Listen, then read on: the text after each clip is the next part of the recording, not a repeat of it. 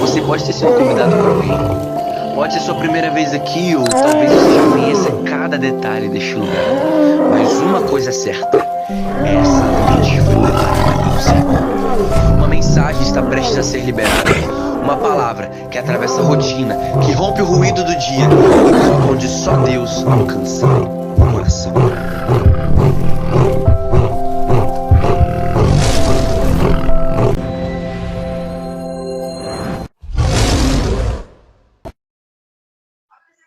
Como foi? Se foi sua infância, onde você nasceu? Então, vamos lá. Para quem não me conhece, meu nome é Douglas Feitosa, né? Sou do canal lá Leão de Judá. Vou contar sobre a minha infância primeiro, né? Eu lembro da parte que eu lembro, né? Quando eu tinha 3 anos de idade, eu me lembro quando meu pai ele andava, né? Eu tenho um pai que é cadeirante e meu pai ele era muito mulherengo, sabe? E a gente vivia com a nossa mãe, com a vida bem, eu e minha irmã Thalita, né?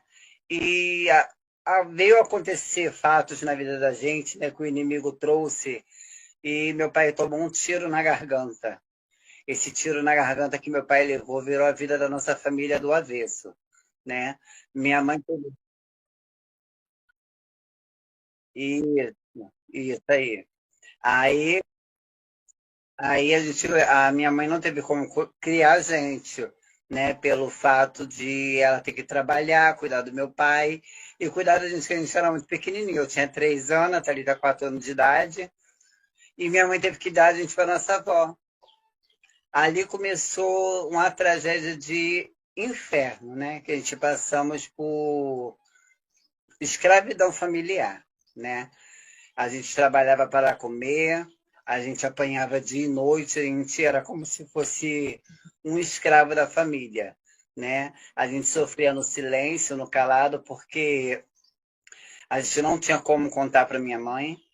A minha mãe trabalhava trazendo o melhor do bom para a gente, né? Se alimentar, para a gente estar com alimentos bons, brinquedos bons, minha mãe trazia. Só que era minha mãe virar as costas e minha tia humilhava a gente com os filhos dela, né? A minha irmã tomava na cara para tem que fazer arrumar a casa. Eu apanhava muito para me lavar o banheiro enquanto a minha tia estava com os filhos dela sentados vendo televisão. Na época, minha avó era viva, minha avó não sabia dos acontecidos que acontecia com a gente, porque minha tia ameaçava.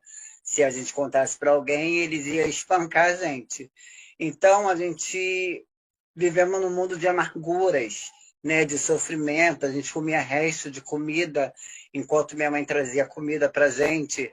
A gente comia naquela hora ali, no desespero.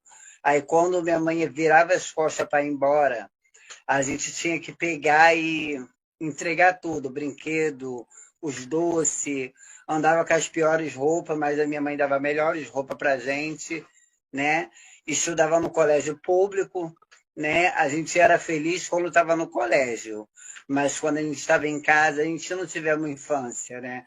Porque a infância da gente foi uma escravidão, a infância minha e da minha irmã foi uma infância de sofrimento, né? Há pouco tempo, eu descobri, quando eu fiz um vídeo falando sobre o acontecido da, da nossa infância, a minha irmã Graziele, que ela é mais velha do que a gente, ela falou assim: Douglas, você tirou um peso do meu coração. Eu falei: como assim? Ela, porque a família vem me julgando, deu batendo em vocês o tempo todo. Só que a minha irmã Graziele, ela sempre foi agressiva. Então, quando ela via os outros maltratar a gente, a minha irmã tirava, a minha irmã voava em cima das pessoas, né?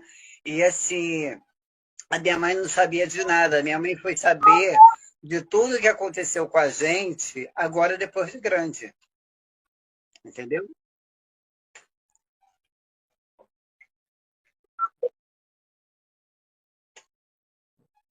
Uhum. Tá. Então, o seu pai, Oi? nessa época, ele já não estava mais com a sua mãe quando você foi morar com a A sua gente avó, morava com a né? minha avó. Hoje minha avó é falecida. Aí o seu pai, ele tinha separado da sua mãe? Ele separou da minha mãe porque meu pai, ele não aceitava ficar paraplégico, né? Um homem que ele era mulherengo. Ele era casado com duas famílias, com a minha mãe e com a minha madrasta, né? Que eu tenho irmãs de outra família. E se encontrar na cadeira de roda, então meu pai se tornou uma pessoa muito agressivo. E minha mãe não aguentava mais. Minha mãe, ela deve Uhum. ter o quê? Uns 60 e poucos metros. Eu tenho 1,80 m, meu pai tinha 1,80 m e pouco. Então, para minha mãe carregar meu pai no colo, para levar para o hospital, fazer fisioterapia, para minha mãe foi muito difícil. Minha mãe teve uma vida muito sofrida. E pelo fato da minha mãe não poder criar a gente passou por essas humilhações todas, né? Para a gente sobreviver. Mas, assim, eu fui espraguejado pela minha família, que eu ia ser homossexual. Os filhos da minha irmã, quando que ela tivesse filho, ia ser tudo marginal. A minha família espraguejou muito, eu e minha irmã, entendeu? Aí nessa época vocês tinham alguma religião ou não? Ia para a Então, igreja? então, chegou um certo tempo, eu tinha 11 anos para 12 anos. A gente foi morar na casa do meu pai. Mesmo ele paraplégico, a gente foi morar na casa do meu pai. Quando a gente foi morar no meu pai obrigava eu e minha irmã para ir para a igreja. A gente não gostava de ir, né? Uhum. Aí a gente frequentava a A escola, igreja católica? Desculpa te interromper. A igreja católica, evangélica? a Assembleia de Deus, Ministério de Madureira, lá do pastor Adão, Ah, lá no Valverde, Nova Iguaçu, né? Que eu sou nascido e ah, criado no Rio de Janeiro, na Baixada Fluminense, Nova Iguaçu. Então, sim. fomos criados dentro dessa igreja, a Assembleia de Deus. Só que conforme foi passando os tempos, o meu pai batia muito na gente de madeira, a gente pediu a minha mãe para morar com a minha mãe. Quer falar? Uhum. Não é porque minha filhinha tá aqui, aí ela tem 3 aninhos, só que eu botei ali um desenho da Bruna Carro para aproveitar que hoje eu não tive como deixar ela. Aí ela tá aqui dando tchau, Ah, tá. aí ela me interrompe, Não, ela rapaz, fica assim dando tchau, só que eu é, não quero mostrar ela, expor ela. não, não mostra mesmo não, Mas porque ela o YouTube é terrível, não mostra mesmo não. É, então é a- isso, Aí a gente foi morar com a minha pode mãe. continuar. Nisso que a gente foi morar com a minha mãe, foi uma vida mais infernal, porque não pela minha mãe, pelo homem que mora com ela até o dia de hoje. Infelizmente, a gente quer uma coisa, mas Deus faz outra, né? Aí minha mãe, ela sempre gostou de ir para macumba, né? Minha mãe nunca teve religião, minha mãe se foi uma mulher neutra.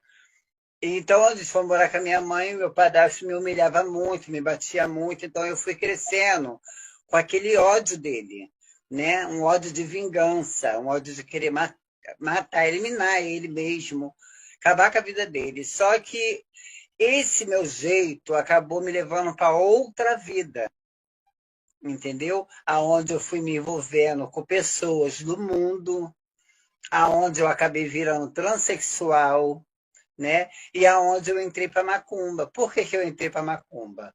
Porque eu acharia que tudo na macumba, se você fizesse uma macumba para matar, a pessoa morria. Então eu comecei a me envolver naquilo. E todo feitiço que eu fazia com meu padrasto na época, em vez de fazer a maldade, deixava o homem mais forte. E aquilo eu fui ficando com mais raiva ainda e comecei a descontar na minha mãe a fúria que eu tinha, né? Aí eu comecei a me prostituir, vendi minha casa, botei peito, botei bunda, deixei o cabelo crescer. Peraí, irmão Douglas, tudo isso foi com que idade? Com que idade foi que você entrou para Ubandas, virou Ó, travesti? eu entrei para o mundo do candomblecismo com 15 anos de idade. Uhum. 16 anos de idade eu virei travesti. Com 15 anos eu já 16 estava anos. no Aí na mundo. infância você já. Como foi sua infância em relação a isso? Você já sentia que você tinha desejo por homem? Como foi assim essa descoberta de homossexual? Assim? Bom, quando eu era pequeno, eu já tinha uns desejos por homem, né? Eu sofri um abuso Uhum. pelo professor meu de educação física, que eu treinava na escolinha dominical, então ele chegou a abusar de mim no banheiro, ele me dava doce para mim ter aquelas relações oral com ele, né? Então, assim, eu comecei a gostar, mas eu tinha medo e dúvidas, porque eu também gostava de mulher. E eu não sabia o que eu era mais, eu não sabia se eu gostava de homem, se eu gostava de mulher. Então eu fui carregando essa dúvida dentro de mim por bastante anos, até eu chegar num ponto de não aguentar e sentar com a minha irmã e contar para minha irmã o que estava acontecendo, porque já estava saindo de dentro de mim. Eu já morava com a menina, já, com 15 anos já morava com a mulher, né, que foi quando ela até engravidou na época Uhum. de mim, perdeu meu filho, que ia ser uma menina. E quando ela perdeu esse filho foi quando minha cabeça mudou. Aí eu falei, a partir de hoje eu nunca mais vou deitar com a mulher. Eu vou passar a ser o que eu sou. Aí eu fui me transformei. Eu nem virei homossexual. Eu já virei direto travesti. Eu saí na rua para comprar uma coisa e já voltei com o peito. Entendeu? E você sofria muita discriminação da família?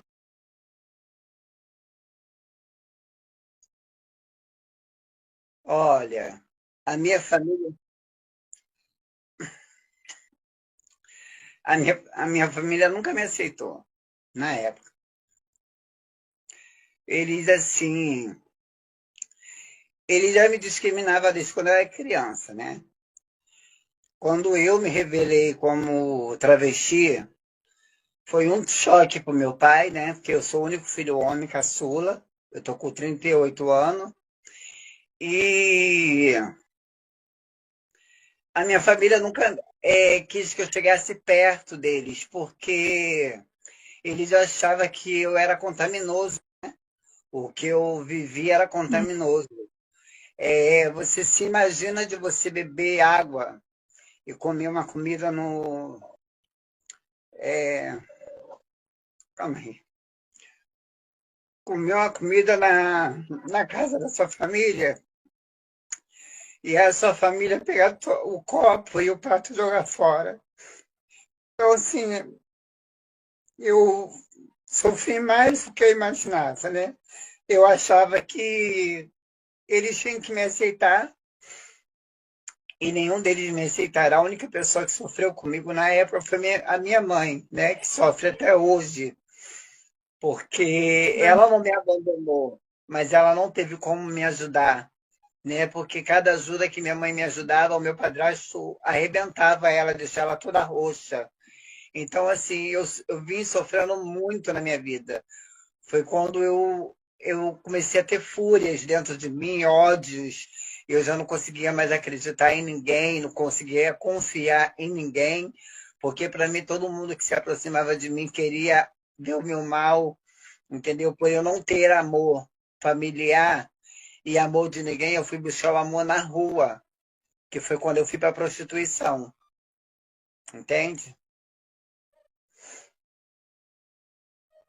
E você quer falar um pouco sobre esse momento que você. Sim.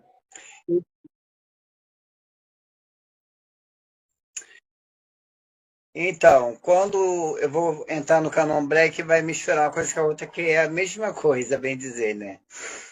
Quando eu entrei pro Candomblé, eu entrei por essa parte, né? Para me fazer tanta ruindade pro meu padrasto. E até eu entender, né, que o que minha mãe e meu padrasto tinham era um plano de Deus, para mim foi difícil. Então, quando eu entrei para Macumba, entrei com vontade mesmo de fazer ruindade para ele, né? De destruir a vida dele para tentar trazer a minha mãe. Eu queria chamar atenção, né? Só que nesse envolvimento, eu fui me Enfim. envolvendo, fui passando anos, mais anos, aí raspei a cabeça, que foi dia 10 de junho de 2004, na época, né? Hoje, se eu tivesse na Macumba, eu estaria com 21 anos só de raspado, né? E dali eu comecei a mexer com muita magia negra. Eu matava a galinha com Ah, a você boca. pode contar alguma experiência, se funcionava mesmo? O que que você sobre isso? Olha, Sim. funciona. Funciona sim. O mundo espiritual do outro lado existe. Assim não funcionou com o meu padrasto, né? O que eu queria não funcionou, mas é porque Deus também não permitiu. E hoje eu entendo por que Deus não permitiu.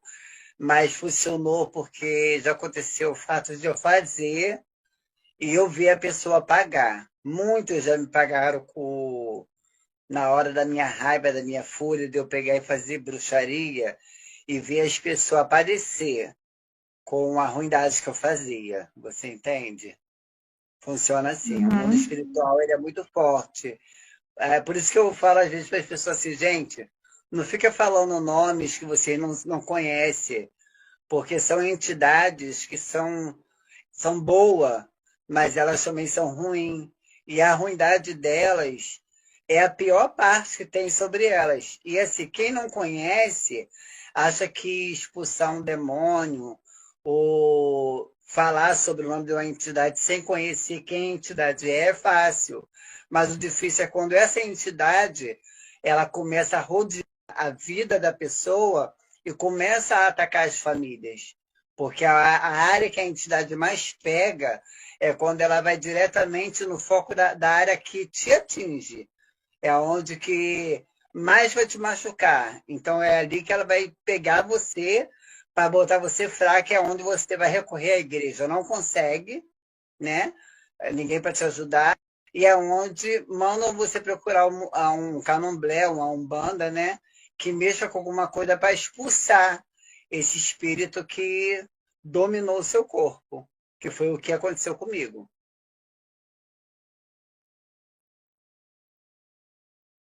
Como era o nome das singelas que você tinha? Entidade, deixa eu te explicar.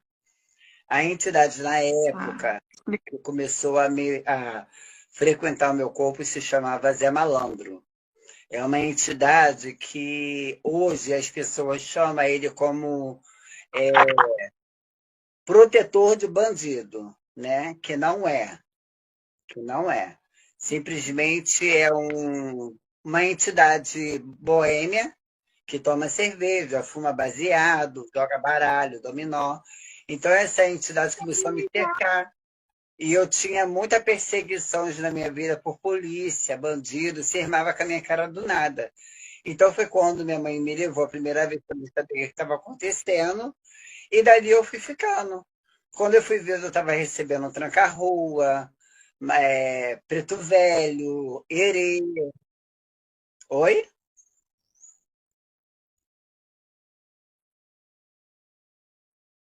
Não entendi.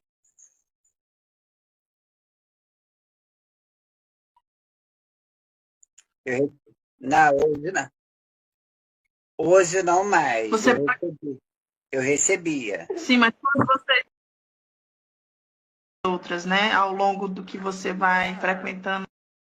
Não, quando a gente não é raspado, quando a pessoa não é feita no santo, a pessoa vira com um montão de entidade. Quando você faz santo, você recebe a entidade que o orixá que você fez traz. Tipo, eu fui feito de Oxum com Ogum. Então, os escravos desses dois santos é o que dominava o meu corpo, que era se Tranca-Rua das Almas, na época, Maria Padilha, a rainha do cabaré, Maria Navalha e seu Zé Malandro. Eram as quatro entidades que são casal. A pessoa carrega dois casal, né? Então, esses casal, que era Maria Padilha, Tranca-Rua eram os de frente, e Navalha e seu Zé eram os segundo. Mas quem tomou a frente de tudo na minha vida foi Maria Navalha e seu Zé. Tudo que era regido a minha vida, eles que me dava, eles que me ajudou muito, né? Mas também teve a hora da cobrança, né? Porque eles dão com a mão e retira com a outra, entendeu? Sim. A prostituição também, que você ia terminar de Então, falar, e eu perguntei para você.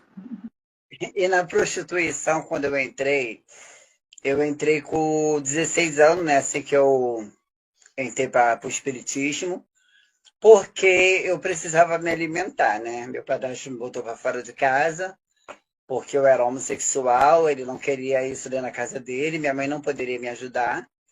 foi quando eu comecei a me prostituir. A primeira vez que eu me prostituí foi em São Cristóvão, em Nova Iguaçu. Em Nova Iguaçu não, minto, desculpa. Em São Cristóvão, que é lá no Rio de Janeiro, né? Aí eu cheguei lá, eu era bobinho, bem magrinho, eu parecia o Lacraia. Lembra do Lacraia, do Serginho? Eu parecia com esse Lacraia. Aí as travestis mais velhas deu um tapa na minha cara, porque eu não sabia como é que chegava no ponto de cafetina. Aí eu tomei um tapa dentro da minha cara. E esse tapa na minha cara, ela falou assim: você tem rosto de babadeira, mas para mim você ainda é um viadinho. E você tem que aprender muito. Dali para lá eu fui começar a copiar elas. Eu queria ser igual a elas. Eu falei, eu ainda vou ser ruim, uma pessoa ruim de chegar na rua e ninguém mais me botar a mão. Foi quando eu conheci uma falecida, que ela já faleceu, né? Eduarda Thompson, que ela foi minha madrinha, foi a mulher, a travesti que me bombou. E ela botou meu apelido de Corpício, que era o apelido que eu tinha em Nova Iguaçu, entre as travestis. E dali eu fui me bombando todo. Vendi minha casa, bombei peito, bombei bunda, né? Deixei cabelo crescer, botava cabelão até a cintura. E ali eu comecei a ir para a pista, para roubar, né? Para fazer milhões de coisas, porque na rua, infelizmente, a gente que era travesti, a gente não sobrevive com o programa. Aquela desperta sobrevive com roubo.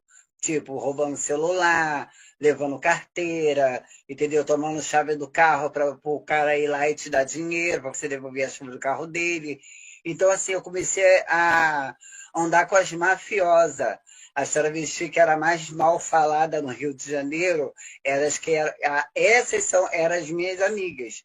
Hoje, a maioria, vamos botar que tem umas 5 ou 6 vivas, é muito. Porque todas elas morreram.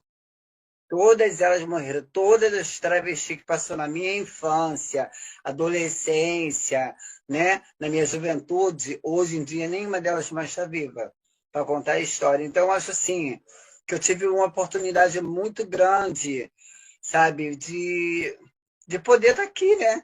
Até fazendo uma entrevista com você e contando um pouco da minha experiência, porque isso não é sorte, é Deus, entendeu? É Não é para verdade. qualquer um. E a gente tem que aproveitar esses momentos, porque a rua, ela nos traz muita coisa ruim. Você, na rua, você é pior do que como se você estivesse num tráfico de droga. Você está para matar ou morrer. Ali você está com a sua vida em risco. Você desce para trabalhar, mas você não sabe se você vai voltar para dentro da sua casa. Entendeu? Verdade. Os irmãos Douglas nessa época, Usava, bem, usava muito. Eu amava cheirar cocaína. contato na prostituição. Não, a droga foi quando eu entrei pro tráfico mesmo. Quando eu entrei pro tráfico, Ficando.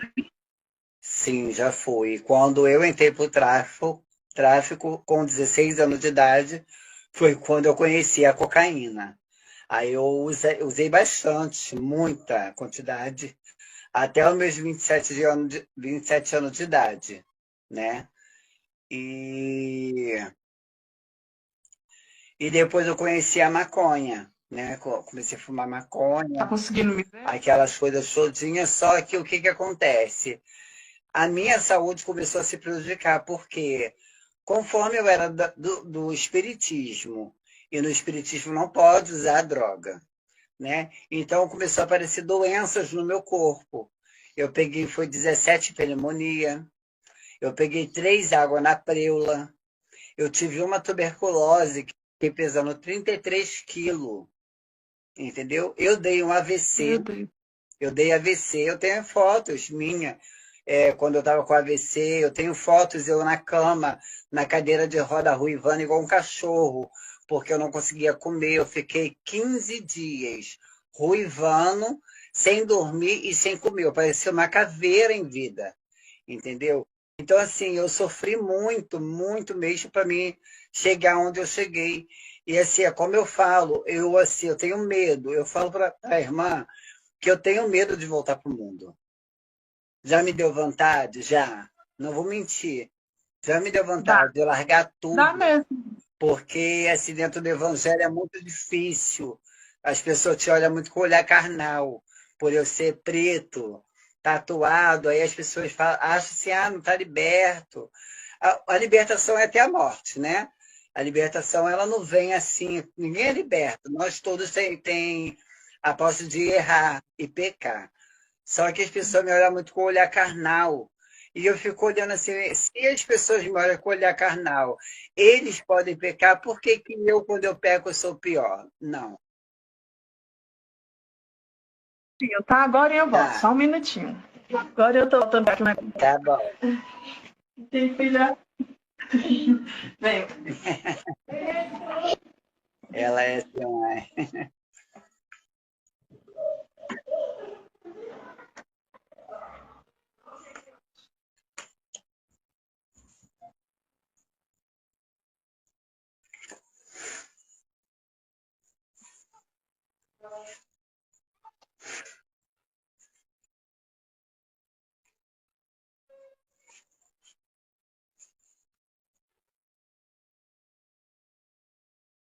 Se você.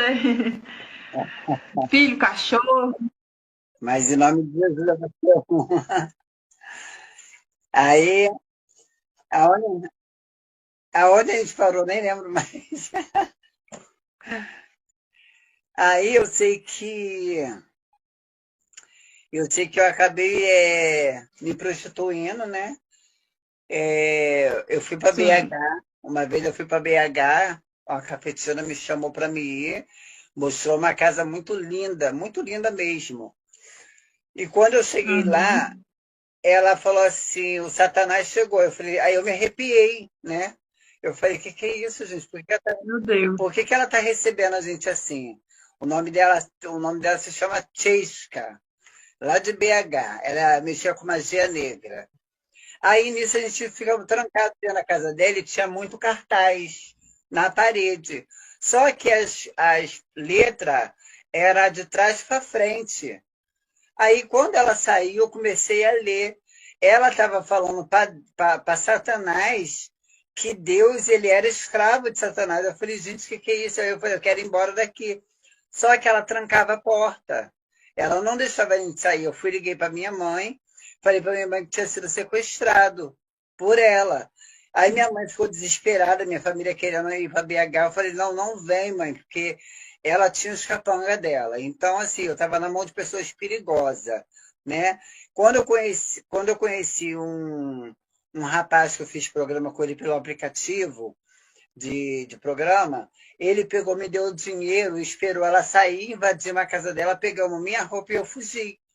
Quando eu vim para o Rio de Janeiro, ela pegou, botou minha foto na rede social, falando que ia acabar com a minha vida para as travestis do Rio de Janeiro me pegar.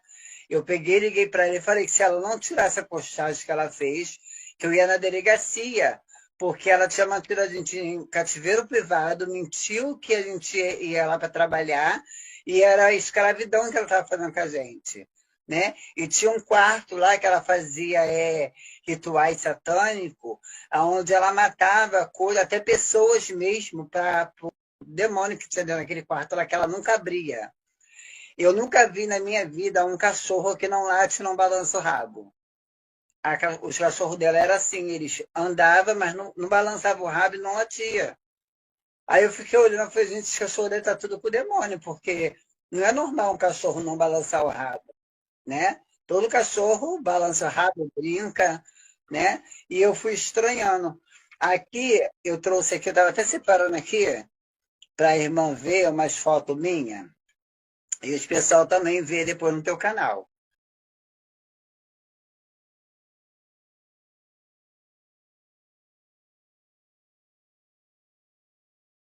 Eu tô te Vendo, vendo. sim.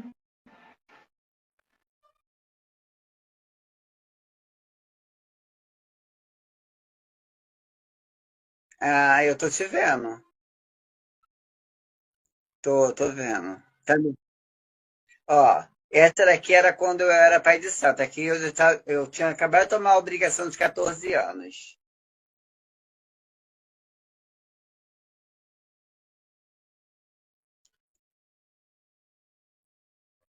Viu? Deixa ela voltar.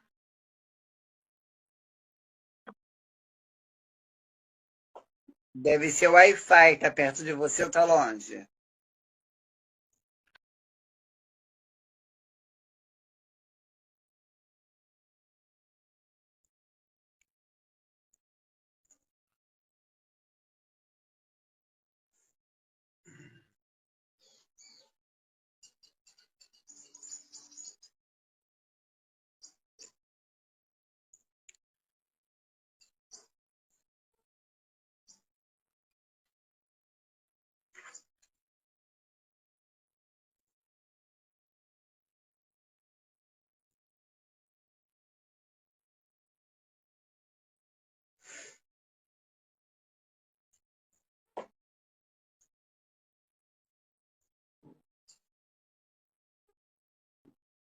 Conseguiu?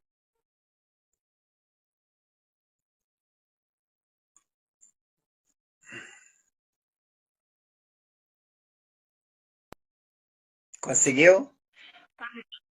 É, mostra rápido, pode internet que tá É bem. aí, é. Ó, essa daqui era quando eu tomei obrigação de 14 anos, né? Aqui eu ainda era travesti. Eu já era pai de santo. Tem 2 anos essa foto. Não, irmão, não tô conseguindo ver. Não, Ah, mentira. agora sim tá aparecendo. Ó, essa foto, tá vendo a foto? 14 anos aí, irmão. Aqui Você tinha. tem 2 anos atrás, quando eu tomei obrigação de 14 Ah, anos. Eu ainda era travesti. Só vai fazer um ano agora, dia 29, agora que eu retirei o peito. Esse aqui era eu, uhum. conhecido como Leona.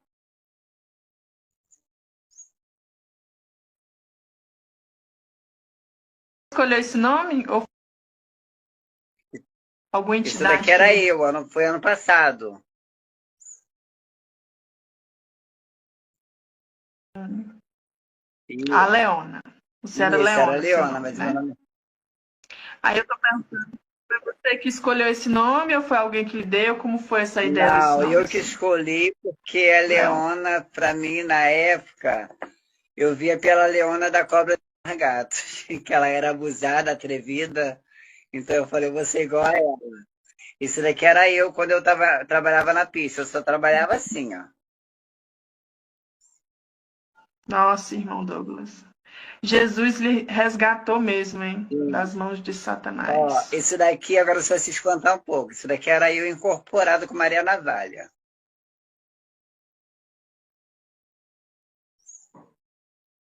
Sim, Jesus é lindo mesmo. Aqui, Irmão Douglas, ah, ó, aqui era eu eu quando eu antes que você mostre, fala. deixa eu ver. É porque eu queria saber se quando você tá lá dentro, qual é a ideia que a pessoa tem de Deus, assim? Porque qual é a... Dentro da. Não, a gente não cria o Senhor, a gente adora aquilo que a gente confia e tem fé, né? Mas eu sempre assim, eu fui um espírito, eu fui um espírita diferente, porque eu tinha barracão aberto, mas eu botava, quando não tinha macumba na minha casa, eu botava louvor, eu ouvia louvor, eu chorava. Eu sempre tive aquele clamor dentro de mim, entendeu? Porque eu um conhecia, eu era temor? conhecedor da palavra, mas o mundo me levou para outro lado, entendeu? Eu acho que foi necessário de eu ir para o outro lado para hoje eu ter uma experiência para contar para os meus sobrinhos, ou até amanhã, depois, se eu tiver filho, para me contar para os meus filhos, para eles não entrar, porque eu senti o gosto do mel, mas o amargo do fel foi pior, entendeu? Quando eu parei na cadeira de roda, que eu chamei pelos orixás e eu não encontrei ninguém, foi a pior decepção da minha vida, porque eu tinha acabado de gastar 15 mil reais para tomar obrigação de 14 anos e gastei 5 mil reais para a festa da entidade. E passou 3 meses, eu parei na cadeira de roda. Aí eu aceitei Jesus no dia 2 de outubro do ano retrasado, que vai fazer 2 anos agora, E foi quando o pastor Carlos, que ele é lá de Seropédica, ele falou assim: se você aceitar Jesus como seu Salvador, você vai voltar a andar, você crê? Aí eu falei, mas como é que aceita Jesus? Se eu já aceitei.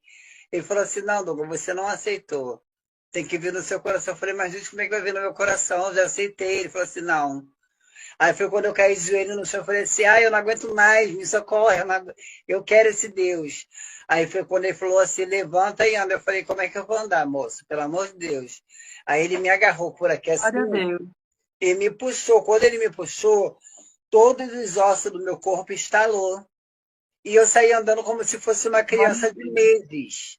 E me joguei na cama da minha mãe, comecei a chorar, mãe, eu tô andando, mãe, eu tô andando. E nisso minha mãe começou a chorar, desesperada, feliz, né, emocionada. E ele fez uma campanha de 3 dias, Pai, Filho e Espírito Santo.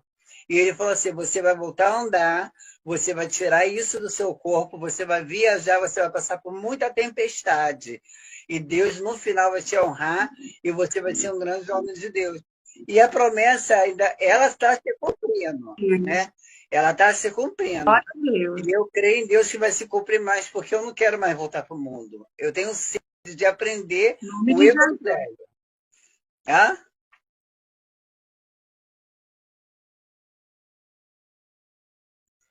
Essa daqui, essa daqui é a imagem quando eu estava com o Zé Pilintra e com a navalha. A navalha é a de baixo e o Zé Pilintra é o de cima. Sim, tô vendo. Essa Tudo era daqui, irmão, né? e essa imagem aqui é horrível. É uma imagem que, do meu peito, quando eu tirei o peito e o silicone estava necrosando para dentro do meu pulmão. Olha o estado que meu peito estava.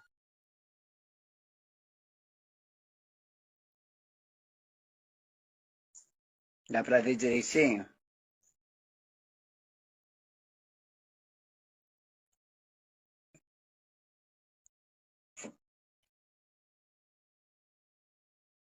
Era meus seios.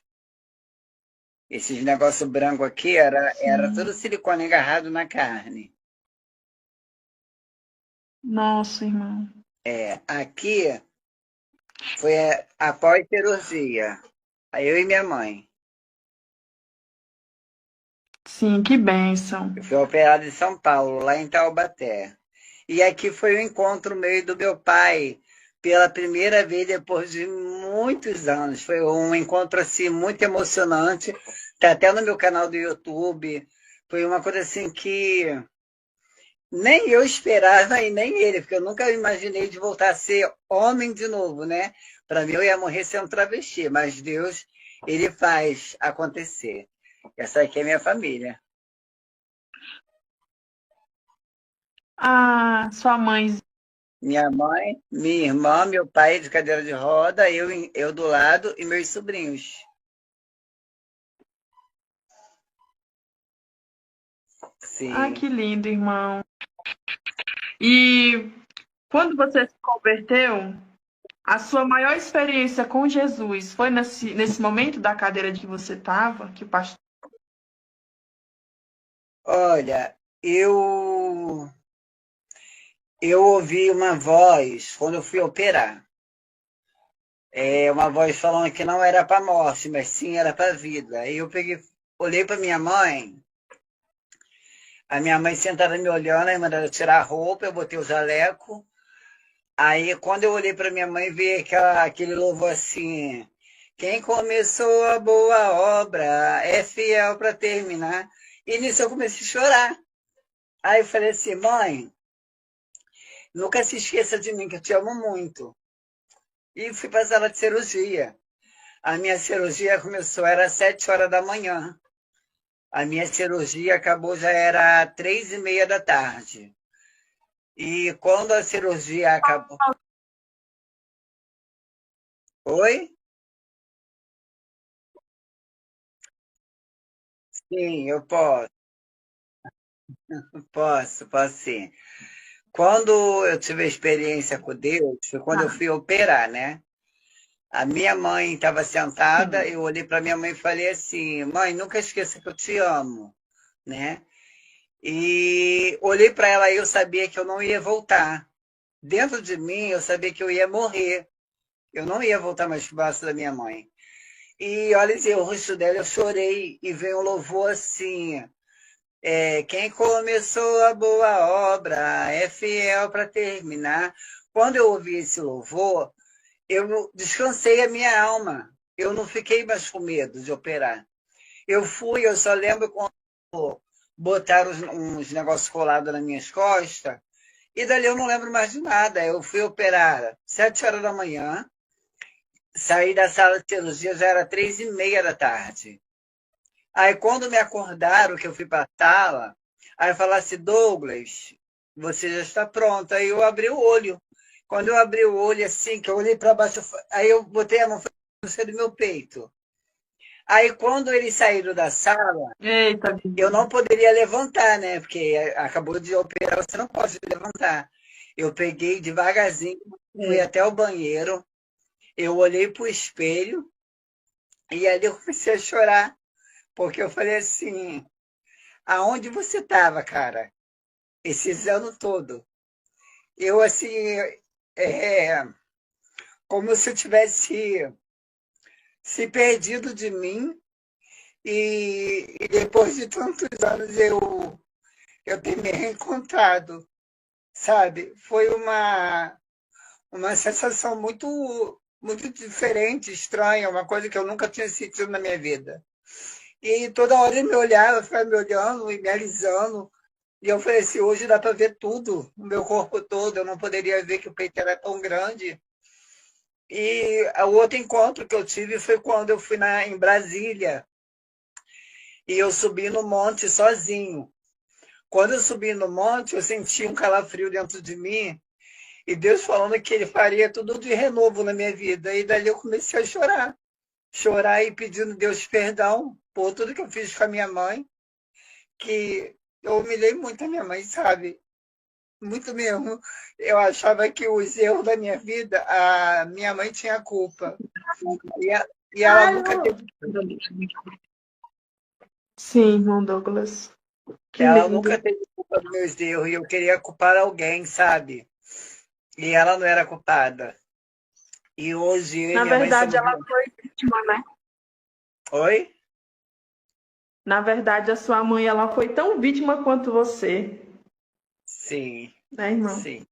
Sofredora.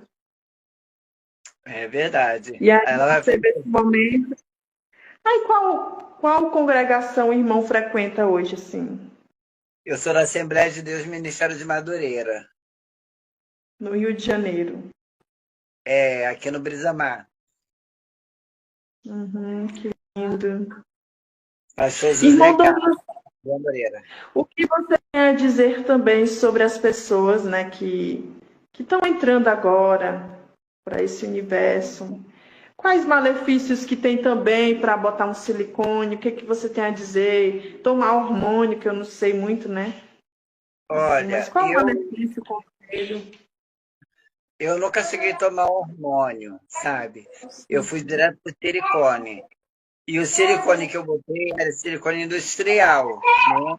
Antigamente esse silicone era bom, porque você botava e não corria tanto risco de vida. Morria, a pessoa morria. Mas era assim, 90% de chance de não morrer do que morrer. E hoje em Uhum, dia o silicone está vindo com água misturada com a acrisel, com um montão de coisa. Então, hoje em dia, está sendo uhum, mais fácil das pessoas ser vítima do silicone do que antigamente. E assim, é uma coisa clandestina, porque uhum. essas coisas é botada em casa. Você na tua cama deitado, botando silicone e vendo televisão e tô comendo sal para a pressão não abaixar. E também Meu existe Deus. e também existe a prótese. Só que a prótese, nem todos os hospitais, eles colocam, né? Então, tem um hospital, que era até do Paulino, em São Paulo, que ele colocava, pagava, acho que era 15 mil reais a ele, e ele botava próteses. E a pessoa saía de lá, já entrava sem peito, já saía com peito, mas com aquela regaria de pós-operação. Você tinha que ficar 15 dias de repouso, sem comer nada, sem balançar o peito, né? Como elas têm mania de botar e já sair balançando o peito. E assim, o conselho que eu dou para cada uma delas é que a vida não é como elas pensam que é. Na minha época, eu vou fazer 40 anos ano que vem. Na minha época, era luxo ser travesti, porque o dinheiro era farto, a vida era fácil. E hoje não, hoje a vida é difícil. Hoje, se você vê uma rua de prostituição, você vê que elas se vendem por droga. Elas se acabam porque a vida na rua, só quem sustenta é quem é corajosa. Porque a friagem, ela bate, você vê que muitas travestis elas morrem com pneumonia, muitas morrem de tuberculose ou HIV, ou até mesmo morrem de overdose, passa mal na rua de tanto usar tipo de drogas, né? Porque não tem como a pessoa fazer programa e não usar droga. A pessoa tem que usar droga para sobreviver da friagem. E você aguentar viver noites e noites. Imagina você trabalhar todos os dias vendendo o seu corpo para você ter que pagar cafetina de rua, 200, R$ 150 por semana. E se você não pagar, você ser eliminado. Entendeu? Até a sua família corre risco. Então, assim, é uma vida muito perigosa. Hoje eu vejo amigos meus, novo, né? Que tá virando travesti, eu fico olhando assim, eu falo, gente, eles não sabem nem o que é o mundo. Acha que ir para um baile funk, rebolar, beijar na boca de homem é um sucesso, mas não, porque todo mundo que procura a gente, eles têm interesse de algo que nós temos. Se a gente não tiver nada para oferecer, a gente vai ser só uma que eles vão usar, vai jogar fora e amanhã vai estar com outra. Entendeu? Então é igual uma mulher. A mulher ela pode ser casada com um homem, mas qual é o valor que ela tem com esse homem? Que nem ela mesma sabe. Às vezes, quando ela vai descobrir a casada há 30 anos, quando descobre o marido está com a mulher do lado, a vizinha. E não é diferente com um travesti. A mesma amizade que tem dentro da sua casa, ou fora da sua casa, o marido de uma travesti, ele vai querer procurar outras, porque ele não só quer viver daquilo, ele quer viver de opções, diversões e dinheiro. Entendeu? Quem tem mais, é o jogo de quem tem mais. Quem tem mais, ele está por dentro. Quem não tem, ele está fora. Entendeu? E são muitos homens casados. A maioria dos homens que saem com os transexuais são 99% casados e 1% não. E todos eles são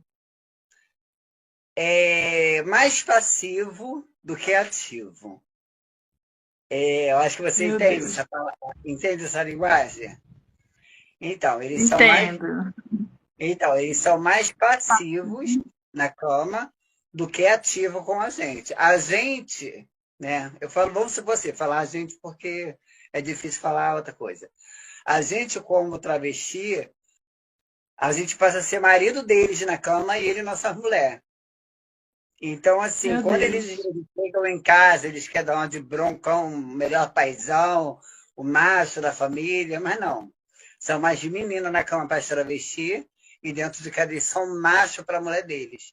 Eu já cansei de sair com um homem, de eles mandar eu fazer coisas com eles, falar assim, quando chegar em casa eu vou beijar a boca dela, para ela sentir o gostinho de vocês. Sabe o que eu quero dizer, que eu não vou falar aqui.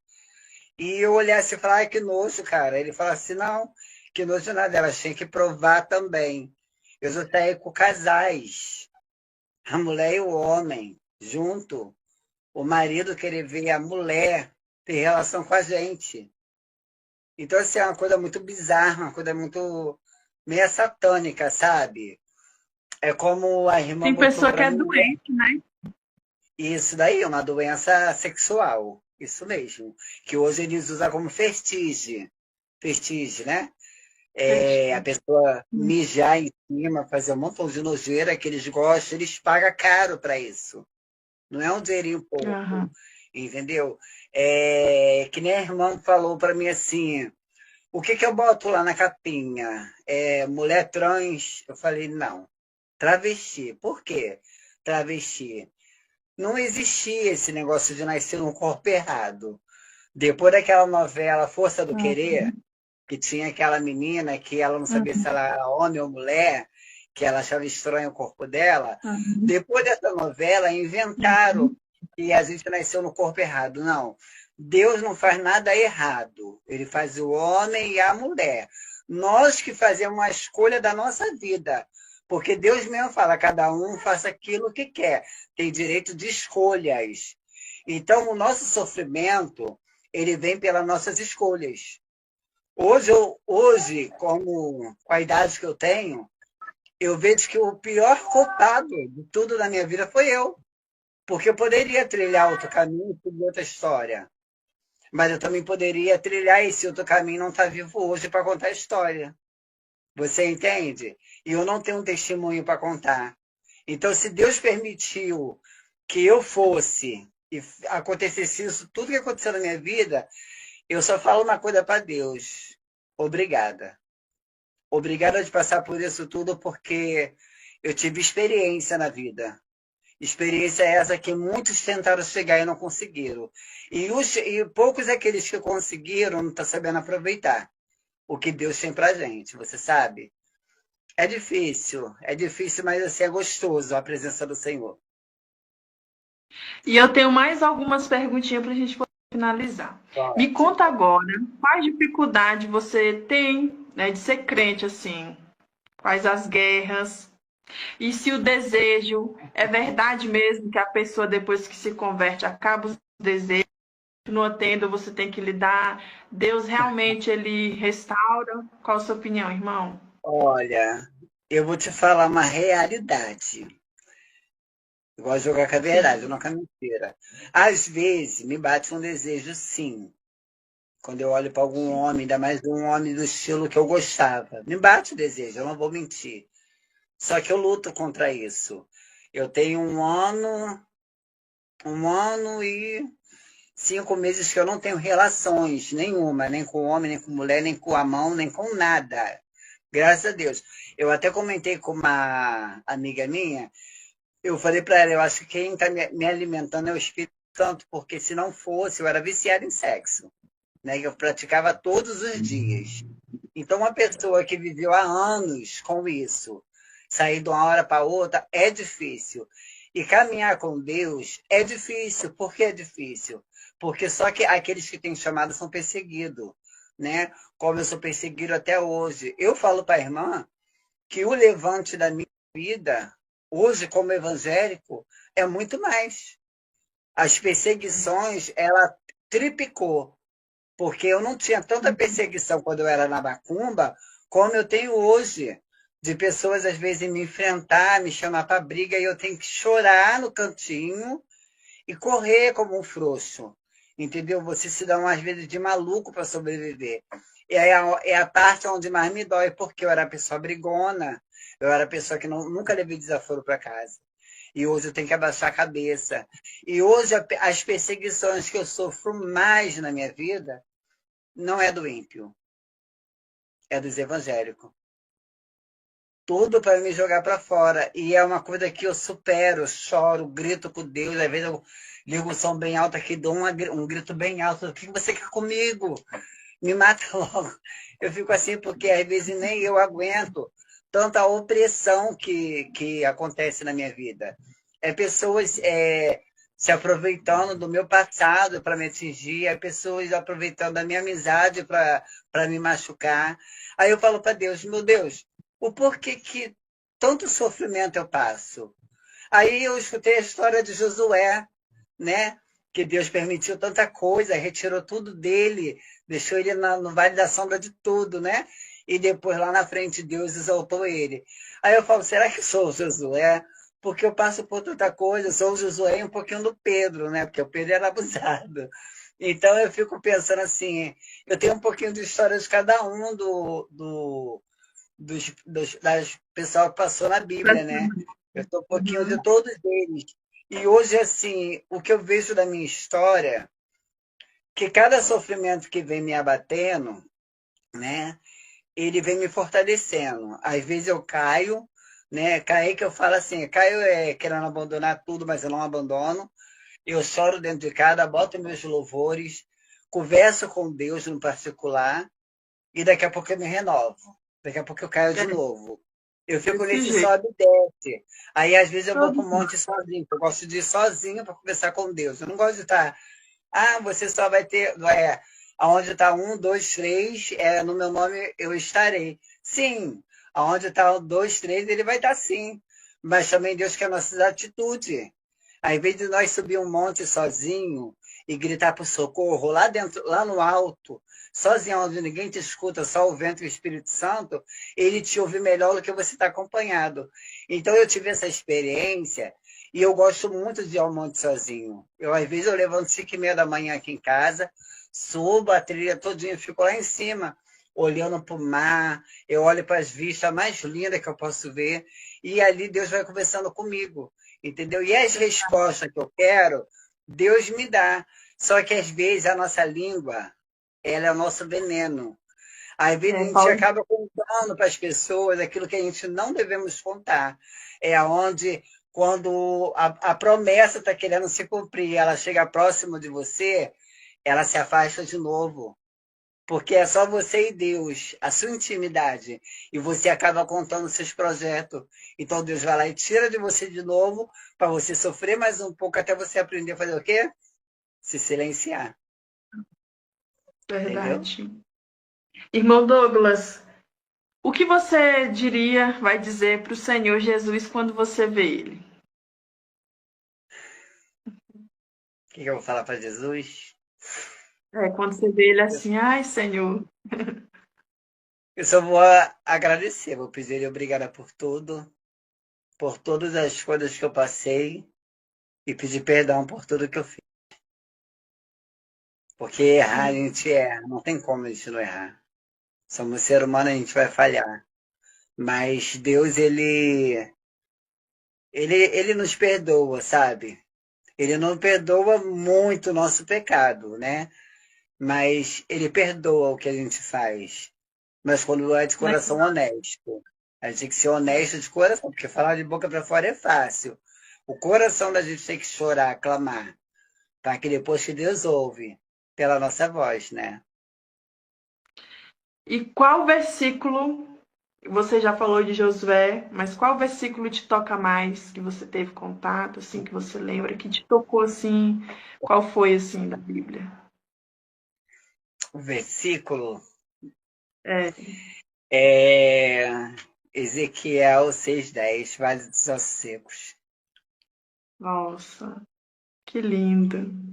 Eu me sinto como a minha vida é como um vale dos ossos secos, onde muitos falaram que eu não ia estar aqui e hoje eu estou. Então essa passagem na Bíblia ela fala muito comigo e me dá vontade de chorar porque eu sobrevivi de tudo. Eu sou um testemunho vivo de tudo que eu passei. Então, Verdade. assim, essa passagem para mim, como Deus falou para Ezequiel, profetiza no Vale dos Ossos Secos, e Ezequiel mesmo não acreditou. Como as pessoas, quando eu estava com tuberculose, falou para minha mãe assim, um pastor, né? O teu filho não tem mais jeito, não. Teu filho está morrendo. E minha mãe pegou e falou assim, eu não posso fazer nada. Aí ele pegou e falou assim, não, você não pode fazer nada, você só tem que orar por ele. Eu, devagarzinho, eu falei assim, mãe, eu quero ir na igreja. E eu fui na igreja. Ali eu caí endemoniado e logo depois eu vomitei uma bola preta. E daí Deus me deu vida de novo. E quando eu parei na cadeira de roda, não foi diferente. Porque também falaram para minha mãe, teu filho não vai mais andar. O teu filho está encrifiando. O diabo está levando ele. E eu gritava para Deus, não deixa eu morrer. E quando eu vi minha mãe chorando, ela falou assim, meu filho está morrendo sem salvação.